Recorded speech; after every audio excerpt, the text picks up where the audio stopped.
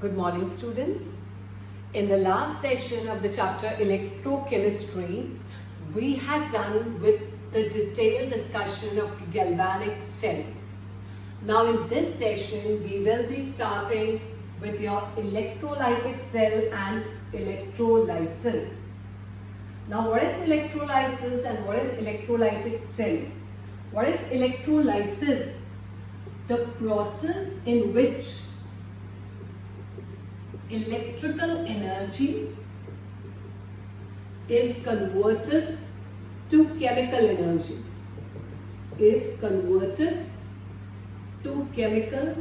energy. How electrical energy is converted into chemical energy? That is, electrical energy is given to bring about a non-spontaneous chemical reaction.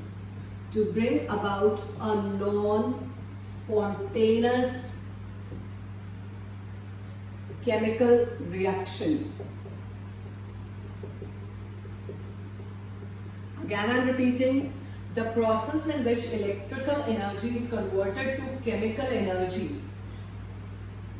That is, electrical energy is given to bring about a non-spontaneous chemical reaction is called electrolysis. And the device which is used to carry out this process is called as electrolytic cell.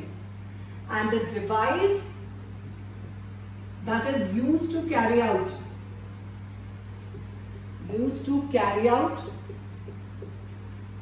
this process is called electrolytic cell.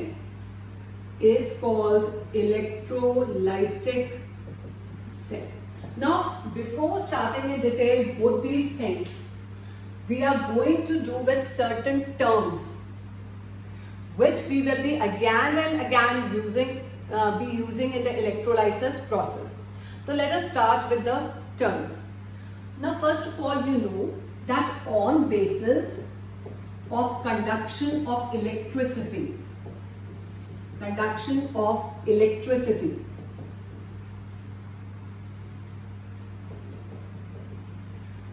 the substances can be classified into three types.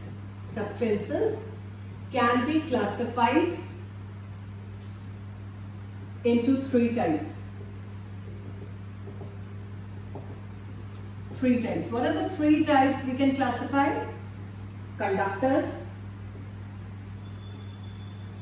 semiconductors, and insulators. And now you can say a new category has also come up. Although we classify them in three types, but a new category has also come up that are called as superconductors. So you can say four types nowadays, superconductors. Now what do we mean by the three? Conductors in which the conductivity, they have got high conductivity, and the conductivity ranges from 10 to the power 4 to 10 to the power 7 per ohm per meter. This is the range of conductivity. Generally they have very high, approximately of 10 to the power 7.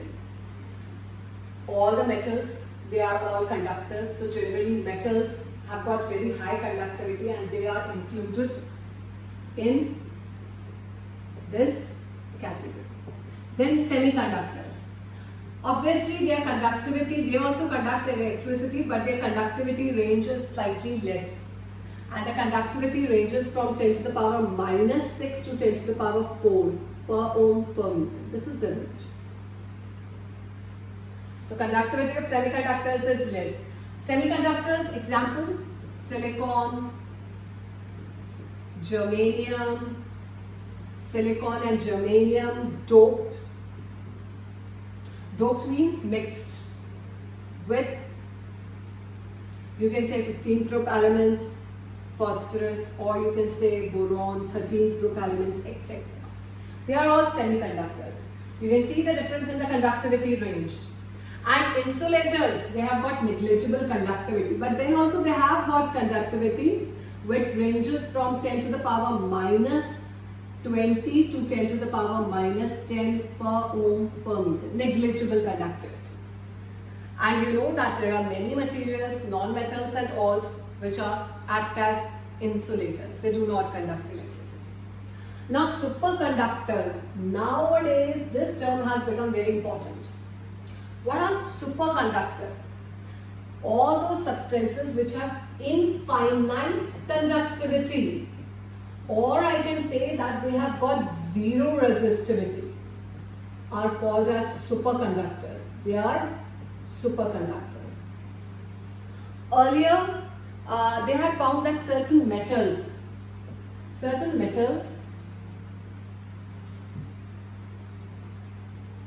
I'm just writing the examples here, certain metals and alloys can act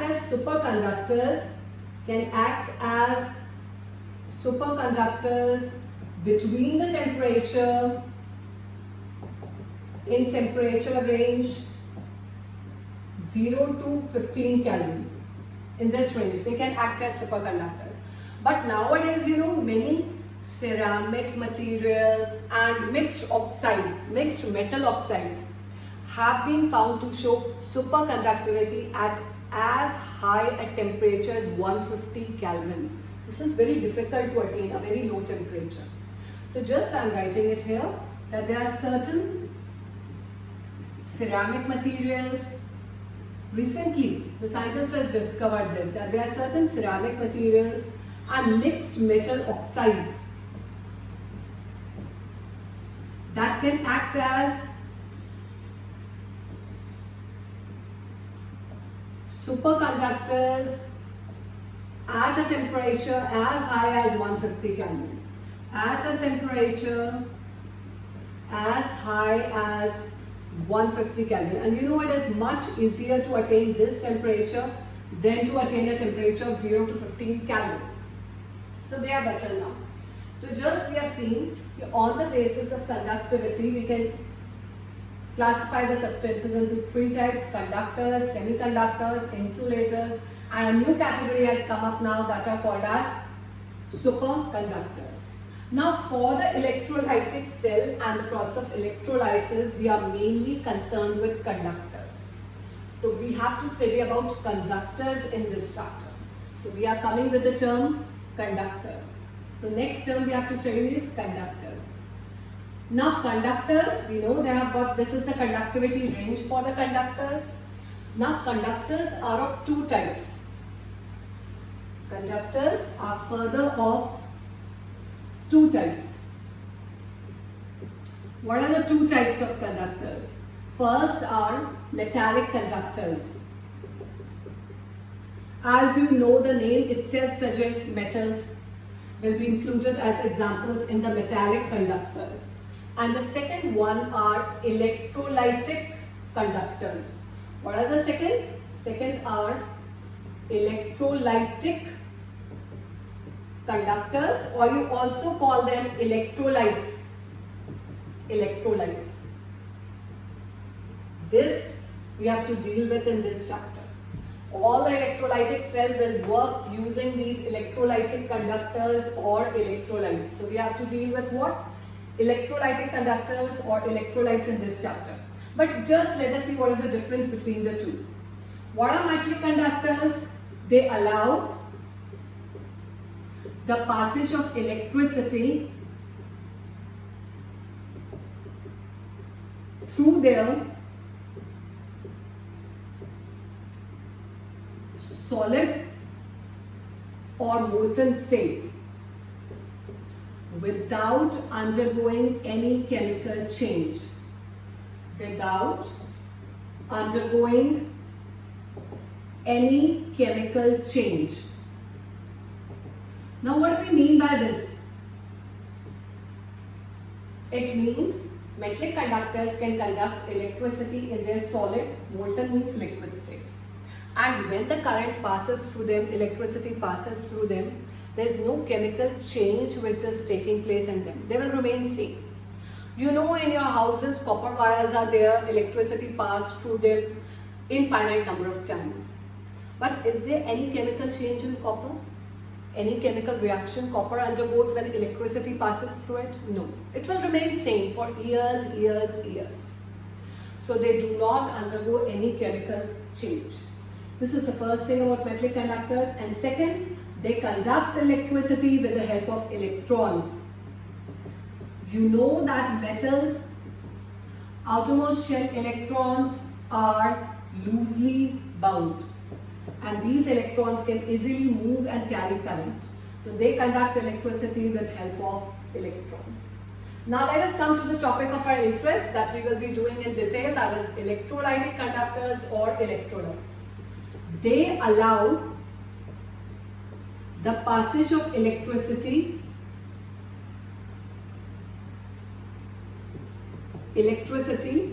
only through their aqueous or molten state. Aqueous or molten state. How? Through their aqueous or molten state only, not in the solid state. And they undergo a chemical change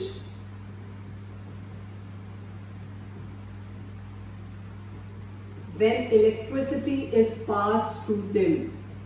When electricity is passed through them. You can see the difference between the two. Now first one can conduct electricity in solid and molten state. It can conduct electricity in aqueous or molten state. Aqueous means when I dissolve in water. Molten means when I heat it at a high temperature it changes into liquid. That is molten. And secondly, they do not undergo, without undergoing any chemical change, but they will undergo a chemical change. That means whenever I pass electricity through them, they will undergo a chemical change. Next thing, they conduct electricity with help of ions. Ions, cations and anions. Both. Help of ions. That is cations and anions. Let us just do the examples of these. Metallic conductors, you all know the example: copper, zinc, silver, gold, all those metals which are good conductors of electricity. When I come to the electrolytic conductors, the examples are salts. All the salts are electrolytic conductors. Salts means sodium chloride, potassium chloride, magnesium sulfate, calcium chloride, any salt which is formed of cation and anion, they are all. Then there can be acids, strong as well as weak, HCl, HNO3, CH3COH, all of them, and bases. These three are the categories in this. NaOH, strong base, weak base, anything. So these are the examples. So now in this chapter, we will be dealing now onwards with the electrolytic conductors or electrolytes. Now electrolytic conductors or electrolytes are further of two types. Right? So we have done conductors are of two types. Now we are doing electrolytes are of two types. That is, electrolytic conductors are of two types. First, strong electrolytes. What are strong electrolytes? Which are completely, I can say almost completely dissociated or ionized in their aqueous or molten state. They are completely ionized or dissociated in their aqueous state. Example are all salts. All the salts. Why all salts? If I dissolve NaCl in water, if I dissolve 100 molecules, nearly 100 of them will ionize into Na positive and Cl negative. Complete dissociation or complete ionization. All the salts are the example. You can take any of the salts, NaCl, KCl, NaNO3, MgCl, to anything. All the salts are the examples of it. Then strong acids, not weak, only strong acids, because strong acids completely ionize. HCl, Hi, HNO3, H2SO4. Then come strong bases. Strong bases, NaOH, KOH, they are strong bases, etc. So they are strong electrolytes which are almost completely dissociated or ionized in their aqueous solutions. And what are weak electrolytes? The second category is weak electrolytes. Now what are weak electrolytes? Which are partially ionized. Weak electrolytes which are partially ionized. That means out of lakhs of molecules, 5, 7, 8 molecules will be ionized, which are partially ionized in their aqueous or molten state. They are called as weak electrolytes. What are the examples of the weak electrolytes? The examples are weak acids. Weak acids like organic acid, CH3COH, HF, formic acid, they are all weak acids. Or you can say weak bases like NH4OH. No salts, because salts are all strong electrolytes. So this is what we have done, electrolytes. Now we will be dealing with these electrolytes also when we start with the process of electrolysis. Few more terms we are doing. Till now we have done what are conductors. Then we have done two types of conductors, metallic conductors and electrolytic conductors. Then we have done electrolytic conductors are of two types. Now few more terms. Next term we are doing is resistance. All of you know what is resistance. Resistance is the hindrance to the flow of current. Hindrance to the flow of current is called resistance. All of you know resistance is equal to V upon I. And what is the unit for resistance? The unit for resistance is ohm. Next term, conductance, represented by G.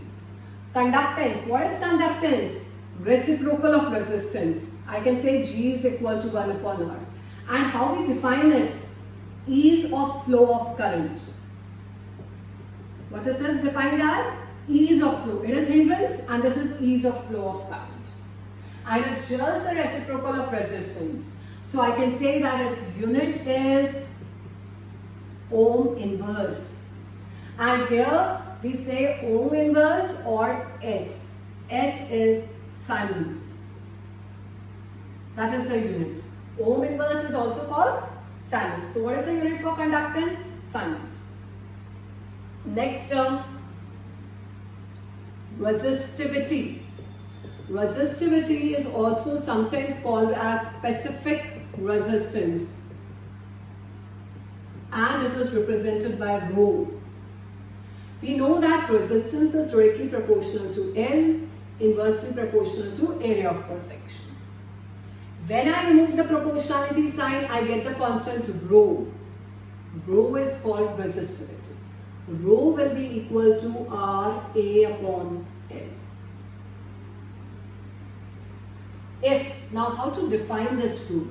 I consider if L is equal to 1 meter, maybe 1 centimeter, and A is equal to 1 meter square. The units should be same. Meter, meter square, centimeter, centimeter square, anything. Now if both are 1, then rho will be equal to R. So how we define resistivity? It is the resistance offered by a conductor of unit length and unit area of cross section. And unit area of cross section. It is a resistance offered by a conductor of unit length and unit area of cross section. That is it. Let us write the unit also for it. The unit will be resistance is ohm, meter square upon meter, ohm meter. That is resistivity or specific resistance. Next term we are doing is conductivity. Conductivity, or I can say specific conductance, represented by kappa. What is the word used? Kappa. This is the symbol. Kappa. Now what is conductivity? It is just the reciprocal of resistivity, rho. So what is conductivity? We will define it although, but it is reciprocal of rho. That is kappa is equal to 1 upon rho. You know the value of rho. Rho is equal to R upon L. So I can write 1 upon R into L by A. And you know that 1 upon R is G. I can substitute this also here. So I can write kappa is equal to G into L by A.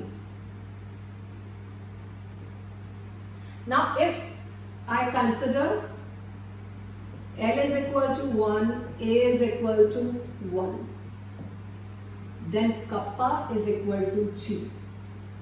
Now one thing more, if I have any conductor whose length is 1 meter and area of cross section is 1 meter square, then its volume will be 1 cubic meter, right?